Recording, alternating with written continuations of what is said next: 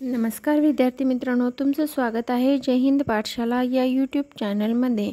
आज आपण सामान्य विज्ञान इयत्ता 8वी या वर्गाचा सामान्य विज्ञान अभ्यास करणार आहोत। चला तर मग सुरुवात करूया आजच्या व्हिडिओला। तत्पूर्वी जर तुम्ही आमच्या चॅनलवर नवीन असाल, चॅनलला सबस्क्राइब करा, जास्तीत जास्त गरजू मित्रांपर्यंत शेअर करा आणि हो, व्हिडिओ आवडल्यास लाईक करायला मात्र विसरू नका। पहिला धडा आहे सजीव सृष्टी व सूक्ष्मजीवांचे वर्गीकरण।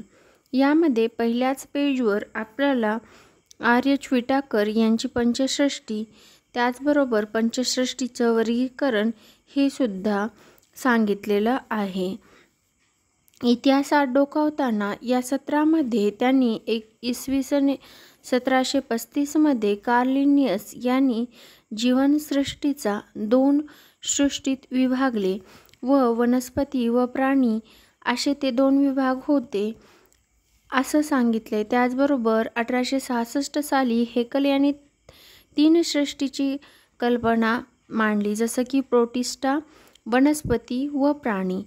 त्यानंतर इसवी सन 1925 मध्ये चार्टल यांनी पुन्हा सजीवांचे 2 गटामध्ये वर्गीकरण केले, पण त्यांनी दृश्यकेंद्रकीय आणि अधिकेंद्रकीय अशा वर्गात वर्गीकरण केले। त्यानंतर 1938 मध्ये कोपलँड आले आणि त्यांनी 4 सृष्टीमध्ये आपल्या जीवनसृष्टीची विभागणी केली, ज्यामध्ये मोनेरा, प्रोटिस्टा, वनस्पती व प्राणी यांचा समावेश होतो। आणि त्यानंतर आर्यच विटाकर यांनी पंचसृष्टीचा शोध लावला। यावर आयोग आपल्याला जास्तीत जास्त प्रश्न विचारत असतं। त्याचबरोबर सजीवांना नाव देण्याची द्विनाम पद्धती कोणी शोधली, तर ते आहेत लिनियस, कोरलस लिनियस यांनी। यावर सुद्धा आयोग प्रश्न विचारत असतो।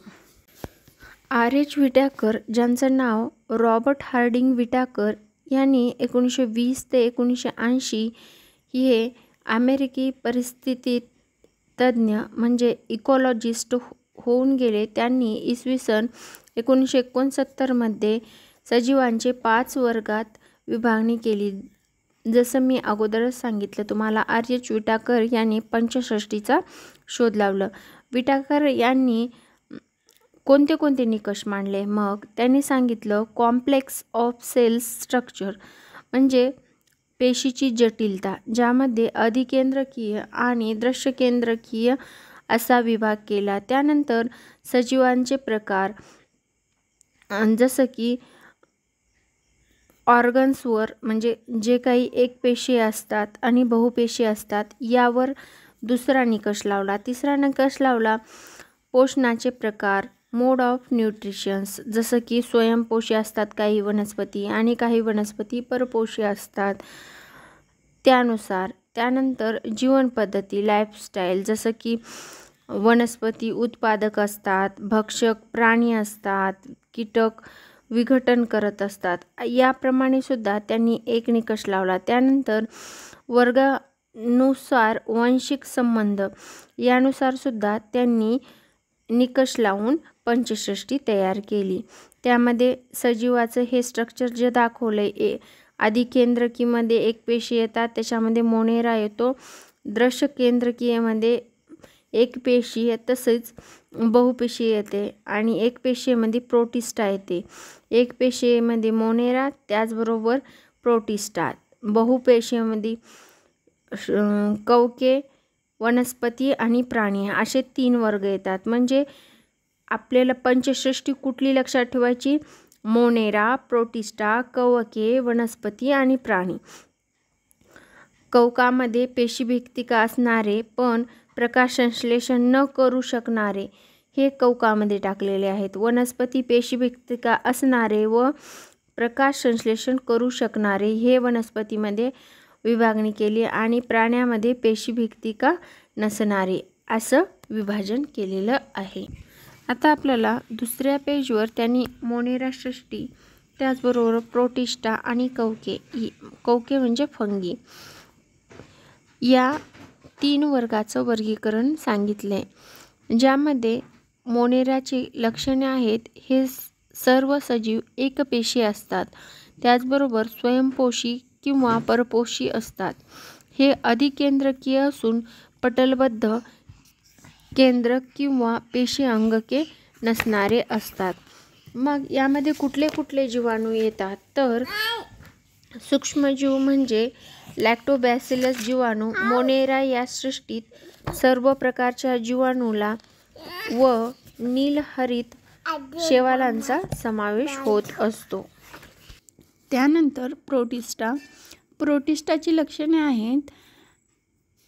सजीव एकपेशीय असून पेशीत पटलबद्ध केंद्रक असते. त्याचबरोबर प्रचलनासाठी छद्मपाद किंवा रोमके किंवा काशभिका असतात.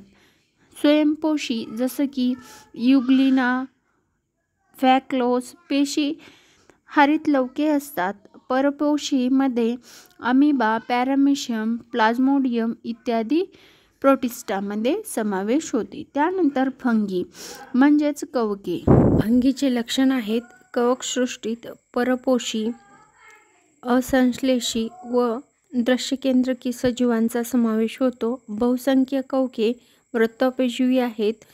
कुजलेल्या कार्बनी पदार्थावर जगतात.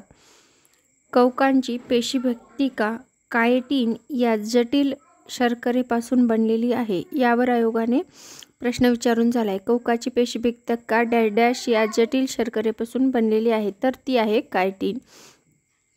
काही कवके तंतुरूप असून आतील पेशीद्रव्य असंख्य केंद्रके असतात. आणि कवक म्हणजे किण्व जे की बेकर ईस्ट म्हणून वापरलं जातं, बुरशी, त्याचबरोबर पेनिसिलिन आणि भूछत्रे ज्याला आपण मशरूम म्हणून खातो. विटाकर्यांच्या वर्गीकरणाच्या काही पद्धती मांडल्या गेल्या तरी आजही अनेक शास्त्रज्ञ विटाकर्यांच्या पंचश्रेष्ठी वर्गीकरणालाच प्रमाण मानतात. हे मात्र खरं आहे. यानंतर सजीवांचं वर्गीकरण. आता सजीवांचं वर्गीकरण अधिकेंद्रकी आणि दृश्यकेंद्रकी अशा दोन विभागात होतं. अधिकेंद्रकीमध्ये जीवाणू येतात तर दृश्यकेंद्रकीमध्ये आदिजीव, कवके आणि शैवाल येतात. सूक्ष्मजीवांच्या आकारासंदर्भात खालील प्रमाण लक्षात ठेवायचं. 1 meter is equal to 10⁶ micrometer or 10⁹ nanometer. आता प्राण्यांमध्ये जीवाणूचा आकार हा एकच पेशी व स्वतंत्र सजीव म्हणून लागतो. काही वेळा बरेच जीवाणू एकत्र येऊन वसाहती बनवतात. आणि त्याचबरोबर जीवाणू पेशी ह्या अधिकेंद्रकीय असते. त्याचबरोबर पेशीत केंद्रक व पटलयुक्त अंगके नसतात. पेशीभित्तिका नसते आणि प्रजनन बहुधा द्विखंडी बहुनाने म्हणजे एका पेशीचे 2 भाग होऊन केलं जातं. अनुकूल परिस्थितीत जीवाणू प्रचंड वेगाने वाढतात व 20 मिनिटात संख्येने दुप्पट होऊ शकतात. ही गोष्ट लक्षात ठेवायची. 20 मिनिटात ते संख्येने दुप्पट होऊ शकतात जर त्यांची अनुकूल परिस्थिती असेल तर. त्यानंतर आदिजीव म्हणजेच प्रोटोझोआ. प्रोटोझोआ हा प्रजनन द्विखंडन पद्धतीनं करतात. त्याचबरोबर प्रोटोझोआच्या पेशीरचना, हालचालीचे अवयव, पोषण पद्धती यात विविधता आढळते.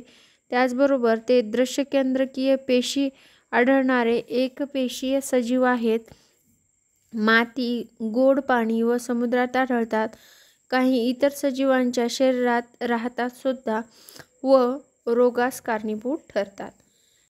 सजीवातील कवके ज्यांचा आकार 10 नॅनोमीटर ते 100 नॅनोमीटर इतका असतो ते कुजणाऱ्या पदार्थावर, वनस्पतीवर, प्राण्यांच्या शरीरावर व कार्बनी पदार्थ यामध्ये आढळतात. त्यांचे दृश्यकेंद्रकीय एकपेशीय सजीव म्हणून ओळख असते. कवकाच्या काही प्रजाती डोळ्यांना दिसतात. मृतोपजीवी असून कार्बनी पदार्थापासून अन्नशोषण करतात. प्रजनन लैंगिक पद्धतीने किंवा द्विखंड व मुकुलायन अशा अलैंगिक अशा अनेक पद्धतीनं करत असतात. उदाहरणार्थ आळंबी, ज्याला आपण मशरूम म्हणतो, आणि ईस्ट. त्यानंतर शेवाल किंवा अलगी यांचा आकार 10 नॅनोमीटर ते 100 नॅनोमीटर इतका असतो, जे पाण्यात आढळतात, आपल्याला सर्वांना माहीत आहे. त्याचबरोबर ते दृश्यकेंद्रकी एकपेशीय स्वयंपोषी सजीव असतात, ज्याच्यामध्ये हरितलवके प्रेझेंट असतात, त्यामुळे ते स्वयंपोषी असतात. शेवालाच्या थोड्या प्रजाती एकपेशीय आहेत, तर इतर सर्व शेवाल बहुपेशीय आहेत व नुसत्या डोळ्याने पाहता येतं. आणि पेशीतील हरितलवकाच्या साहाय्याने ते प्रकाश संश्लेषण करतात, जसं की कोलोरो. त्यानंतर विषाणू म्हणजेच व्हायरस, ज्यांचा आकार 10 नॅनोमीटर ते 100 नॅनोमीटर इतका असतो.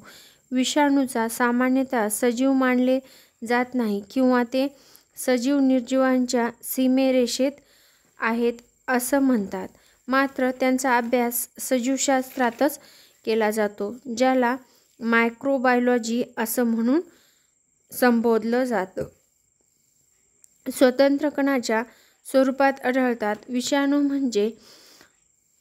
विषाणू हे DNA व RNA पासून बनलेल्या लांबलचक रेणूपासून बनतात व त्यांना प्रथिनाचे आवरण असते. विषाणू अतिसूक्ष्म म्हणजेच जसं की मी सांगितल्याप्रमाणे 10 ते 100 पटीने लहान असून फक्त इलेक्ट्रॉनच्या सूक्ष्मदर्शकाखालीच ते दिसू शकतात. विषाणूमुळे वनस्पती व प्राण्यांना विविध रोग होतात. आता याच चॅप्टरमध्ये माहीत आहे का तुम्हाला, या सत्रामध्ये त्यांनी मानव पोलिओ विषाणू, त्याचबरोबर HIV विषाणू इत्यादी सांगितलेले आहेत. आणि गुरे पोकॉन विषाणू, त्याचबरोबर वनस्पतीमध्ये टोमॅटो विल्ट विषाणू, तंबाखू मायकोझाईक विषाणू, त्याचबरोबर जीवाणू बॅक्टेरिओफाज हे विषाणू जीवांवर किंवा जीवाणूवर हल्ला करतात असं सांगितलेलं आहे. हा झाला आता आपला पहिला धडा इयत्ता 8वीचा. यानंतरचा धडा दुसरा असेल आणि हा धडा खूप महत्त्वाचा आहे. याचा एक लाईन ना लाईन आपल्यासाठी प्रश्न तयार करू शकते.